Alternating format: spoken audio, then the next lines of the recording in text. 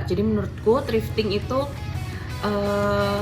sampah yang didatangkan dari luar negeri ke Indonesia. Terus menurut aku sendiri thrifting itu nggak pantas dijual. Pandangan saya terhadap thrift, padahal saya kurang setuju karena banyak saya jumpai thrift shop itu tuh menjual barang yang harganya relatif sama dengan barang. Jadi menurut saya kurang worth it karena ya buat apa beli thrift kalau harganya sama dengan barang baru.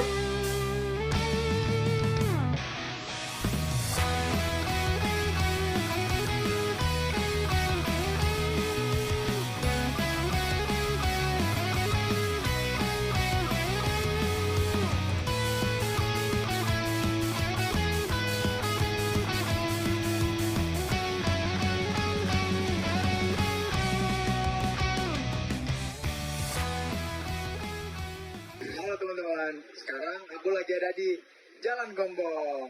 Jalan Gombong itu bertepatan di Kecamatan Simokerto. Nah, apa aja sih yang ada di Gembong itu?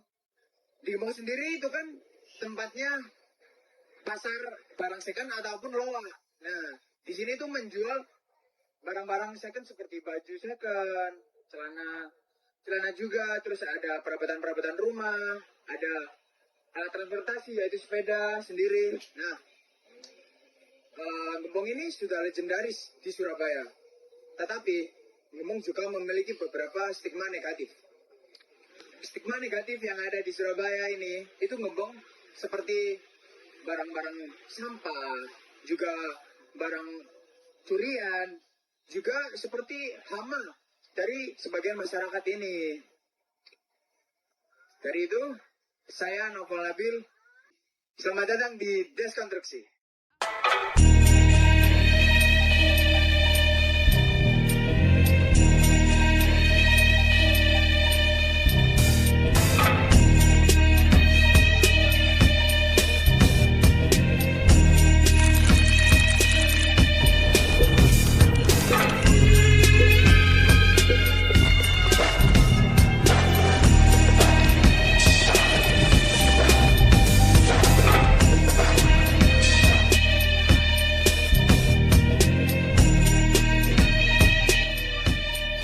Biar lebih mengenal lebih dekat, kita akan tanya-tanya nih dengan salah satu orang warga lokal yang ada di Gembong ini. Apa sih yang ada di trip-trip ini juga?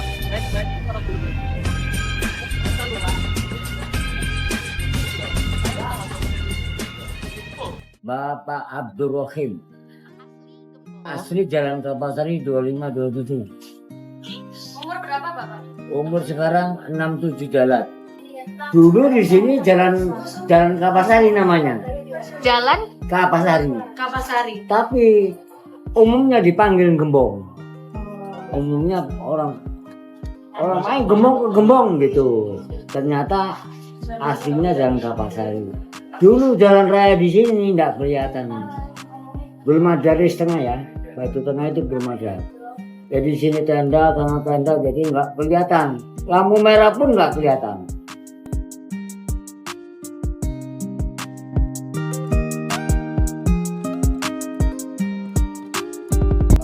Loa ini dulunya tuh yang jual orang-orang sini aja atau ada orang-orang pendatang, Pak? Pendatang.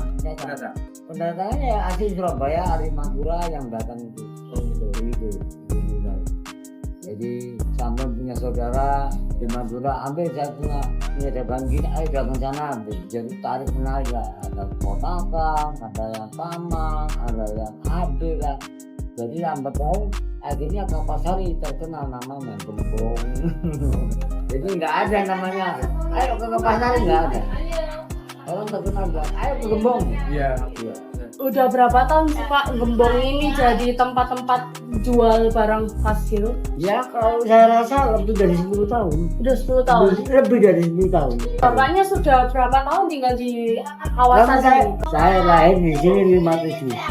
1957. Iya. Tapi dulunya sebelum jadi tempat bahan-bahan penjualan barang bekas itu dulunya apa Pak? Dulu jalan biasa, nggak ada Jalan biasa. orang-orang apa namanya seperti loa itu nggak ada. Ya lambat laun loa 1, 2, 3 akhirnya Buahnya. menjamur. Nah, kalau menjamur itu terus akhirnya tenda, dibikin tenda. Bikin tenda sendiri-sendiri. Jadi nggak kelihatan antara lampu merah sana sama di apa tuh di mana tuh jalan rel atas itu nggak kelihatan. Kelihatannya tenda. Jadi tinggal apa itu jalan tengah aja. Sebelum ada tiang listrik. Jadi itu hasil dari Bu Risma sebagai wali kota. Nah itulah yang saya ceritakan dulunya di Gembong. Tapi aslinya jalannya jalan ke Pasari. Untuk apa pandangan Bapak tentang adanya yang jual barang-barang bekas ini, Pak? Pandangan saya ya kalau luak-luak itu bisa ditepikan, saya juga senang sebagai warga. Karena apa? Mengingat ini protokol, jalan protokol.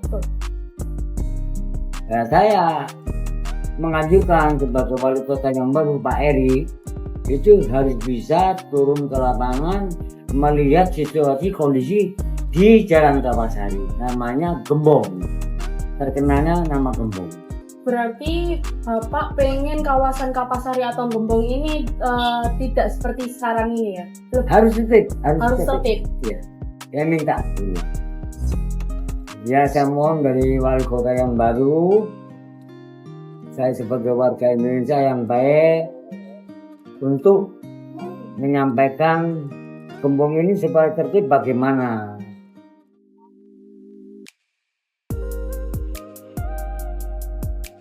Wah, menarik juga ya sejarah Western Gembong ini teman-teman. Menjadi perkembangan saksi bisu tentang populernya thrift yang sekarang.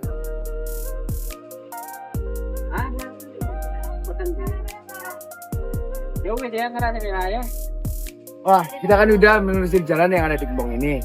Mari kita menelusuri pasar Gembong Asih dan kita nanya-nanya ataupun ngobrol-ngobrol ke penjual yang ada di dalamnya.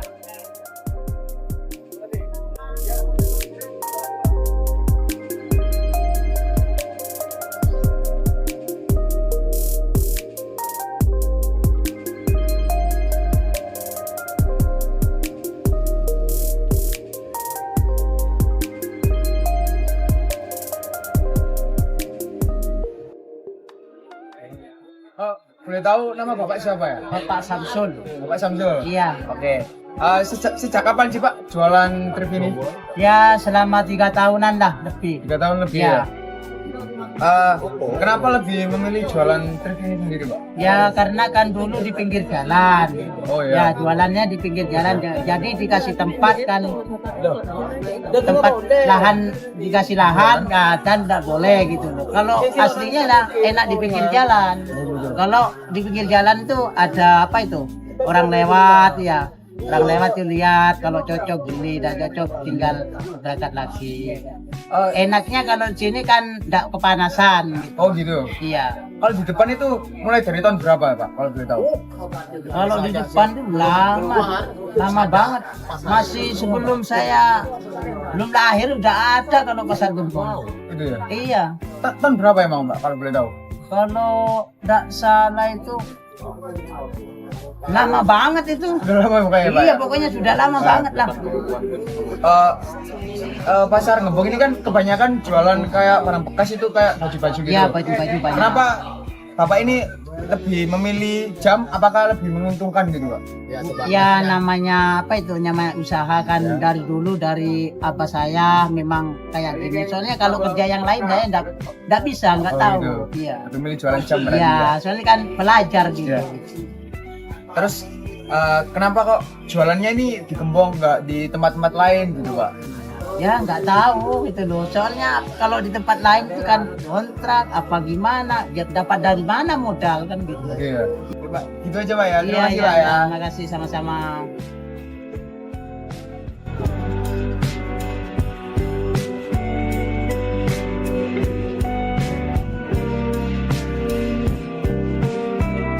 Wah, ternyata di Gembong ini lebih bersih dan lebih tertib ya. Mari kita dengar cerita unik dari penjual-penjual yang lain. Oke, kalau boleh tahu ya Pak, nama Bapak siapa ya Pak? Umur berapa Pak emang Pak? 45 tahun. 45 tahun. Oke. Sejak kapan sih Pak kayak jualan-jualan thrift gini kayak tas ataupun barang-barang antik itu sendiri Pak? Ya ada 3 tahunan. 3 tahun lebih. Dulu itu emang kayak Bapak sebelumnya itu di depan atau gimana Pak? Di depan ya? Iya, terus dikasih di sini, terus jalan di sini. Oh apa kalau gitu itu membayar Pak? Dari depan ke sini? Enggak bayar. Itu semua berarti gratis Pak dari Oh gitu. Kenapa lebih memilih jualan thrift sih Pak daripada kayak yang lain-lain gitu atau kerja yang lain gitu mungkin? Oh, nggak bisa Pak, juga anunya kerja gitu. Kalau barang-barang thrift gini nih ngambil atau gimana Pak? Ya kadang borong, kadang ya becak-becakan itu. Oh gitu Pak. Jualan kayak gini nih untungnya lumayan atau gimana sih Pak? Ya cukup lah buat makan. Cukup ya Pak ya. Sehari-hari gitu ada untung atau gimana gitu atau nggak dapet gitu Pak? Kadang yang nggak dapat pelaris, kadang iya. Kalau hari-hari Jumat kan hari-hari sepi itu aja. Paling banyak sehari itu dapat berapa sih Pak kira-kira kalau penjualan di sini? Ya paling nanti 200 Itu per hari Pak. bukan per hari, kadang kalau hari Minggu tok. Buka-buka kayak gini nih setiap hari atau hanya weekend aja gitu? Setiap hari. Kalau jamnya kalau boleh tahu? Setengah 8 sampai jam 4. Jam 4 sore. Terus kenapa sih Pak memilih tempat gembong ini sebagai jualan Bapak sendiri? Ya kalau habis mau dijualan mana di Pasar Turi kan mahal setannya di sana. Oh berarti di sana itu lebih ke nyewa gitu Pak ya, bayar gitu. Ya, Kalau di sini kan dikasih. dikasih gitu aja Pak ya. Iya dikasih Pusma. Risma. Oh oke Pak. Kalau gitu terima kasih Pak ya.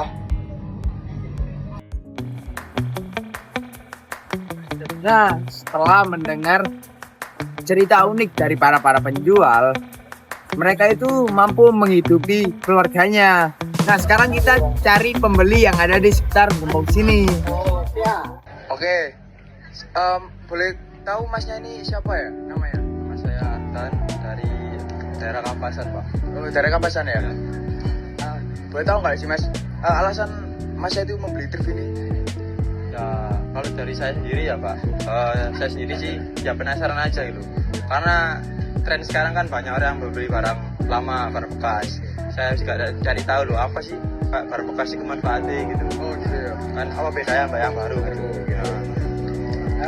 Kenapa sih Mas kok lebih memilih pasar gembong? Padahal kan di Surabaya kan juga banyak thrift gitu kan. Sebenarnya kayak TV pagi gitu. Kenapa? Kalau menurut saya sih dari pandangan saya sendiri Pak ya, Mas, gembong ini menurut saya yang paling lengkap dari thrift lainnya gitu. Menurut saya sendiri. Tak tahu mungkin dari orang-orang, tapi kalau saya mandangnya sih ini yang paling lengkap gitu. Gitu ya. Unik-unik gak sih Mas kalau barang-barang di sini itu juga daripada yang lain? Unik-unik Mas. Contohnya tadi banyak-banyak kayak yang barang-barang lama kayak jam gitu, terus gitu ya. barang-barang kuno, koin-koin gitu Mas. Benar. Terus pandangan Mas sendiri tentang thrift ini, katanya kan ini kayak dicap agak kurang gitu loh kalau barang-barang thrift. Gimana Mas Yo? Menurut saya sih tergantung persepsi orang-orang aja Mas. Soalnya ya pandangan orang gimana gitu. Menurut saya sendiri sih kalau usaha ini bisa dikembangkan gitu, apalagi kasih tempat tersendiri buat dikembangin lagi. Kalau pemerintah bisa ngelihat ini sebagai usaha yang maju, apalagi ini kan juga ekonomi tersendiri bagi warga lokal kan. Iya benar. Bakal jadi usaha yang besar dan bagus itu Mas menurut saya. Oke Mas. Kalau begitu makasih Mas ya. Setelah kita bertanya-tanya kepada pembeli pertama, dapat diketahui bahwa banyak anak muda itu tertarik akan thrift karena memang sedang tren pada era ini. Mari kita tanyakan kepada pembeli lain untuk mengetahui bagaimana thrifting dalam sudut pandang pembeli lain. Oke Mas, namanya siapa Mas ya? Nama saya Adit. Umur berapa kalau boleh tahu? Umur saya di tahun ini yaitu 18 tahun. Oh 18 tahun, oke. Alasan membeli thrift ini kenapa sih Mas? Ya ingin cari-cari barang aja Mas, buat diolah lagi, buat dijual lagi. Oh berarti Masnya ini penjual juga? Ya, saya lebih membutuhkan. Oh, boleh tahu Masnya jualan apa? Saya jualan jaket, celana, baju. Oh gitu? Ya. Kenapa sih Mas sampai ini membeli di Pasar Gembong ini untuk tujuan menjual lagi gitu? Kenapa Mas? Kalau membeli di Gembong ini kenapa? Ya ini kebetulan saya diajak Mas aja, jadi mampir ke sini. Saya itu biasanya beli di Tugu Pahlawan situ Mas. Oh, tidur pagi? Ya tidur pagi. Tidur pagi. Ya.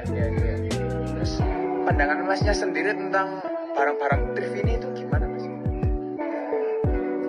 Masih layak dipakai sih Mas, masih bagus-bagus gitu. Gitu ya? Ya, Kalau pinter-pinter milih juga kan? milih juga. Kan aku tahu dari banyak orang kayak thrift ini tuh mungkin barang-barang buangan atau barang-barang sampah gitu. Menurut Masnya gimana sih? Ya emang bener sih Mas. Bener ya, ya bener. Cuman ya kita harus pintar-pintar milih aja. Milih yang bagus atau jeleknya itu yang mana. Yang layak dipakai, yang nggak layak dipakai ya nggak usah dibeli Mas. Apakah barang thrift itu bisa dijual lebih mahal lagi atau gimana Mas? Menurut pandangan saya sih tergantung barang dan kondisinya Mas. Kalau misal kondisinya masih bagus dan masih layak dipakai, ya kita bisa menjual lagi bisa dengan harga yang lebih tinggi. Ya. Oke, terima kasih Mas ya. Wah, keren juga ya ternyata kita berjumpa dengan pembeli sekaligus penjual barang second. Menjadi inspirasi baru bagi anak muda. Sekarang, kita juga mau tanya-tanya ke warga lokal sekitar Gembong nih. Ayo. Pak Sujamil, Sodamil umur umur 65. 65. Bapaknya asli sini? Asli Kapasari Gang 4 nomor 31. Dengan adanya orang-orang jual barang-barang bekas ini gimana Pak? Menurut Bapak? Ya, dulunya kan sering diobrak sama Solo DP. Kadang ya kalau nggak menurut aturan diambil. Sekarang Enggak. Sudah tertib ya Pak? Ya sudah tertib, bisa dikendalikan. Ya. Apakah Bapak terganggu dengan adanya orang yang jual-jual seperti ini Pak? Oh, enggak. Emang orangnya cari makannya di sini Mbak. Ya. Dulu malah rame. Ini kan sekarang sudah bersih penertiban. Ya. Dulu kan sampai di situ jualan itu, sampai depan itu. Gitu. Ya. Ini kan sudah tertib ini. Ini. Dari kapan sih Pak adanya Pasar Gembong ini itu? Wah, udah ada tahun 70-an. Tahun 70? Ya. Berarti tahun 70 itu sudah ada orang jualan seperti ini? Sudah ada. Cuma nggak seramai ini. Itu loh, nggak seramai ini. Apakah Bapak terbantu dengan orang-orang yang jualan seperti ini? Iya, Mungkin terbantu lah. Bisa dapat uang. dengan artian Bapak dapat uang seperti apa? Ya ini jualan ini sepeda ini kan dapat. Oh iya. Oh Bapak jualan sepeda. Oh. Iya. Pasar Gembong sebagai pasar barang bekas memiliki dua sisi yang menarik. Di satu sisi, pasar ini memungkinkan barang-barang bekas mendapat kehidupan baru, mendukung prinsip keberlanjutan dan mengurangi limbah. Di sisi lain, ada kekhawatiran tentang kualitas dan keamanan barang-barang yang dijual, serta potensi untuk memperdagangkan barang-barang ilegal.